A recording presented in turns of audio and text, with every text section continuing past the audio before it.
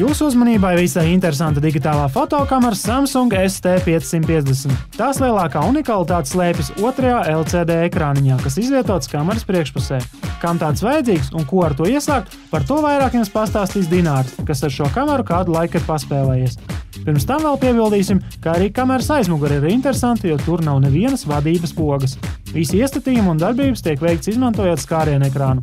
Samsung ST550 ir 12 megapikseļu attēlu sensors un Schneider-Kreuznach objektīvs ar 4,6 reižu optisko tālummaiņu un 27 mm platleņķa lēcu. Bet ko nu tur daudz par tehniskajiem parametriem? Dosim vārdu Dināram, lai uzzinātu jau vairāk par Samsung ST550 fotokameras lietošanu.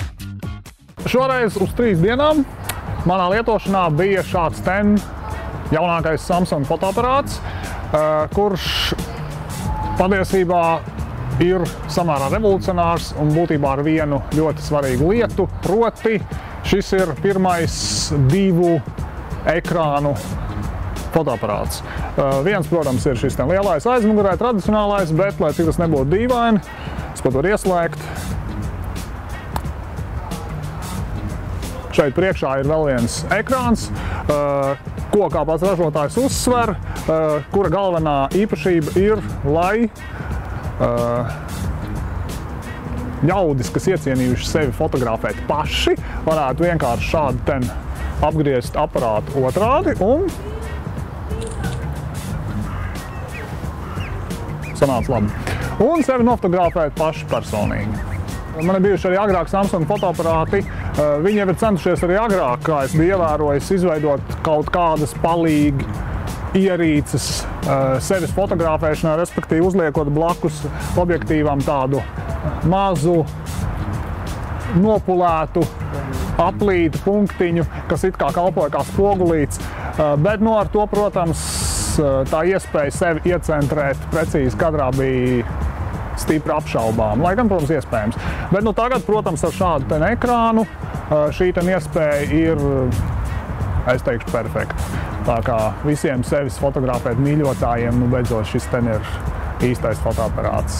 Vēl viena ļoti interesanta iezīme, ko dod šis papildus otrais ekrāns, ir tas, ka mēs varam uzlikt, sauksim to par bērnu fotografēšanas režīmu, respektīvi uzliekam šajā priekšējā ekrāniņā multfilmu.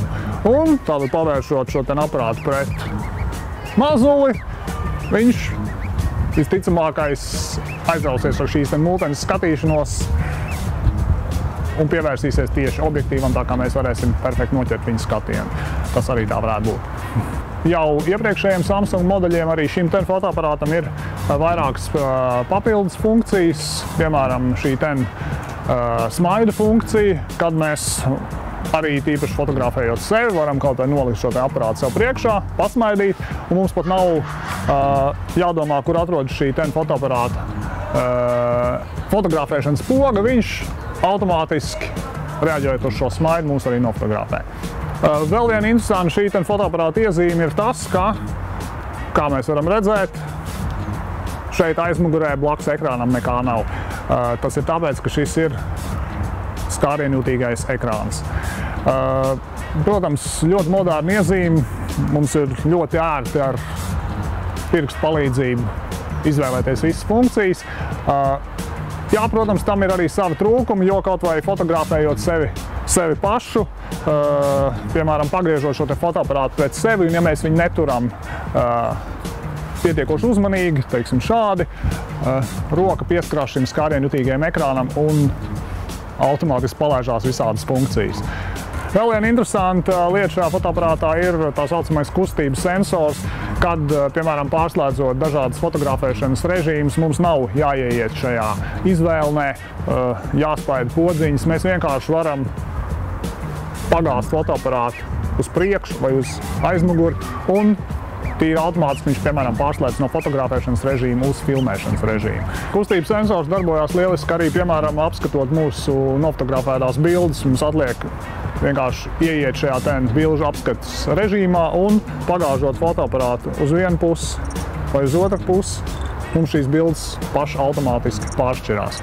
Kas attiecās uz šī fotoaparāta pašu galveno jaunumu, tātad šo priekšējo ekrānu, tad, protams, viņam ir arī viena mazliet negatīva iezīme, proti viņš, diemžēl, ir pārāk mazs, jo, piemēram, no sākuma personīgi, kā es biju iedomājies, varbūt fotografējoties kādiem grupu foto vai tam līdzīgi, būtu iespēja sevi saskatīt šajā ekrānā, kaut ko piekoriģēt. Diemžēl šāda iespēja nav, jo šis mazais ekrāns principā darbojās tikai gadījumā, ja tu pats fotografē sevi. Ja? No tāluma to, diemžēl, nav iespējams saskatīt. Tā kā šis jau ir kārtējais Samsung jaunākais fotoaparāts, kas īslaicīgi bija nonācis manā lietošanā, tad es vismaz par šo modeli varu teikt, ka droši vien labprāt kļūt par tādu īpašnieku. Un ne tikai tāpēc, ka viņam ir šis divu ekrānu iespēja, bet arī tāpēc, ka pirmkārt viņš taisa perfekts un ļoti kvalitatīvs foto uzņēmums. Viņam ir ļoti daudz funkciju, labs dizains. Un gal galā šim fotoaparātam nav, kā mēs zinām, neviena lieka podziņa, kas, teiksim, kabatā varētu nobružāties, kā tas parasti notiek ar, teiksim, tā jau vecā modeļa fotoaparātiem.